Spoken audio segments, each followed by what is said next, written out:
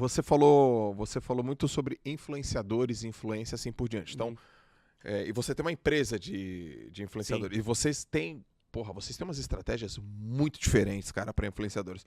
Como é que você está enxergando hoje os influenciadores? Qual que é o nível de seriedade que você olha para isso? Qual que é o nível de maturidade que você acha que o mercado tá?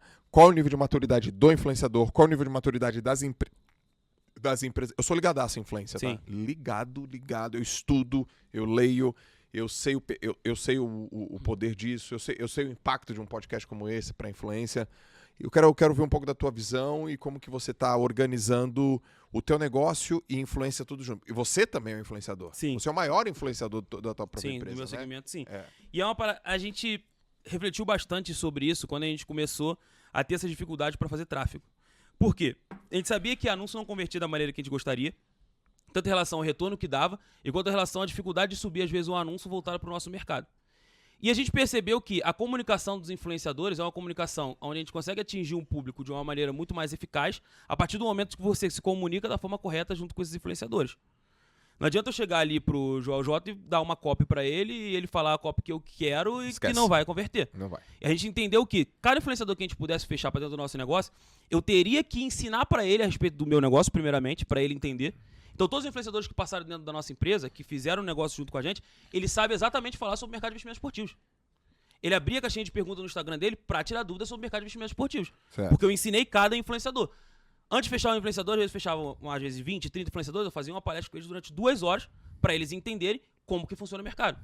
Para eles começarem a ganhar dinheiro dentro do mercado antes de divulgar o público dele. Porque senão não ia fazer sentido. E foi por isso que a gente vendeu muito também. Sim. A gente sempre teve muito claro na nossa cabeça que as histórias vendem. Então, a partir do momento que a gente sabe que o influenciador que soubesse contar a história da maneira correta ia conectar com o público e ia acabar convertendo. E a gente vive uma parada, principalmente aqui no Brasil, que é cultural, onde nossos pais eram apaixonados por novelas.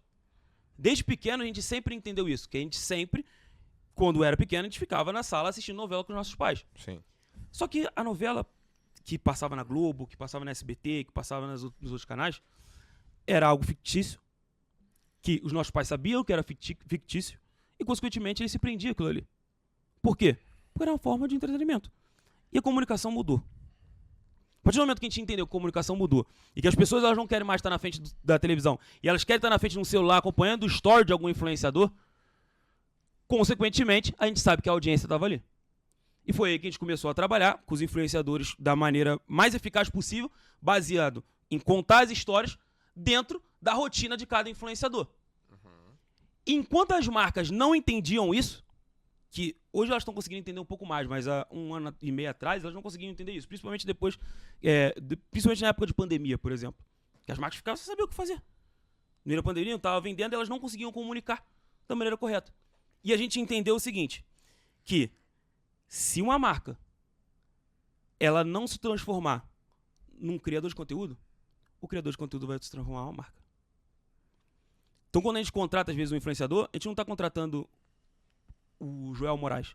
A gente está contratando o Joel J. Exato. Quando a gente está contratando, às vezes, um influenciador como o Ronaldo de Assis Moreira, a gente está contratando o Ronaldinho Gaúcho. A gente não está contratando o influenciador em si. A gente está contratando a marca que aquele influenciador tem como posicionamento dentro da internet. E aí, quando a gente viu isso, a gente entendeu que a gente podia trabalhar isso de uma maneira muito mais eficaz do que muitas pessoas trabalhavam, e cada influenciador era estudado pela minha equipe. A gente aumentou o número de equipe que a gente tinha, todo o lucro que a gente tinha dentro do negócio, a gente não tirava pra gente, a gente reinvestia dentro do negócio, a gente aumentou o número de pessoas dentro da empresa, a gente treinou pessoas, a gente costuma dizer que a gente gosta de...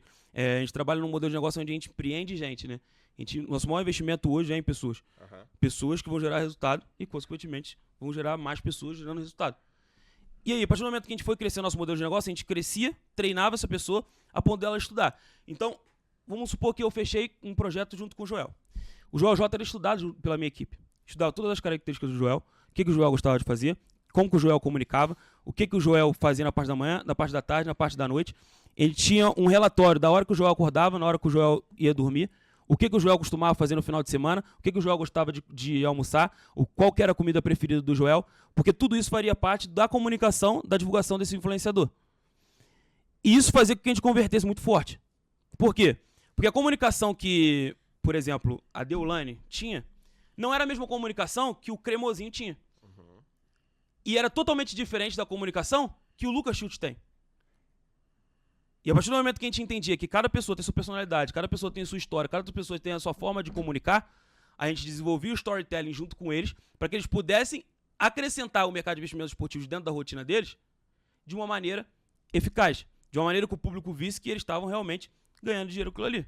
De uma maneira que o público visse que eles, de fato, viviam uma parada que eles sabiam o que eles estavam divulgando. Coisa que as outras marcas não faziam. Então a gente percebeu que às vezes dar uma cópia muito engessada para eles não era uma parada mais eficaz. A gente falava o seguinte, olha só, hoje a gente precisa fazer uma divulgação voltada para esse investimento que a gente vai fazer no jogo lá da Bulgária. Então vai acontecer esse jogo aqui meio-dia, tô com uma ótima expectativa, a gente vai entrar nesse investimento aqui às 2 horas da tarde. Então já prepara já a tua rotina já para daqui a pouco, para você já impactar teu público de alguma maneira e mostrar para eles que essa aqui pode dar retorno. E eu pronto. A forma que eles vão comunicar vai depender dele, não de mim. É ele que vai determinar como que seria mais eficaz para o público dele, porque não existe marca no mundo que entenda mais do influenciador do que o próprio influenciador. Com certeza. Então, a partir do momento que tu dá uma cópia engessada para esse influenciador, ele vai divulgar da maneira que você quer que ele divulgue. A partir do momento que você dá um briefing para ele, se dá um tópico para ele, ele vai divulgar de uma maneira mais eficaz que consiga conectar com o público deles. E aí o que eu comecei a fazer? A gente também sempre entendeu o princípio do dividir para multiplicar. Eu parei de pagar publicidade dos influenciadores.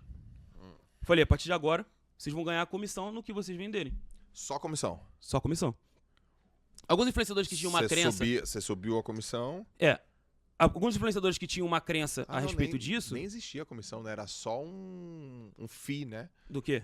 Antigamente era só, vou te pagar X pra você fazer ação, agora, aí você foi pra... No primeiro momento, sim.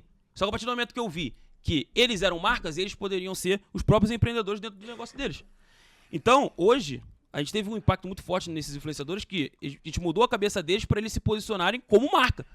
Para eles valorizarem a publi deles e valorizarem o público deles de uma maneira mais eficaz. E, consequentemente, esses próprios influenciadores ganhavam comissão, às vezes, na venda.